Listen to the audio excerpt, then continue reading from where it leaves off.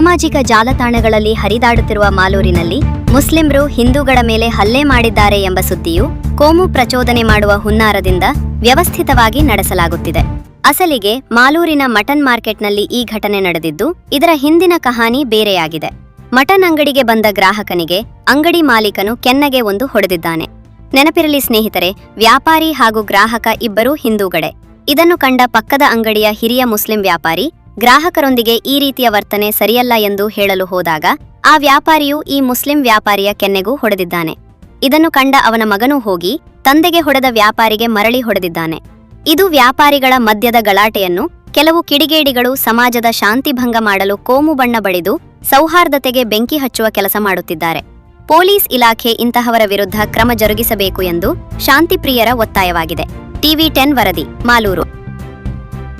ಕ್ಷಣ ಕ್ಷಣದ ಸುದ್ದಿಗಾಗಿ ನೋಡ್ತಾ ಇರಿ TV10 ಕನ್ನಡ ನ್ಯೂಸ್.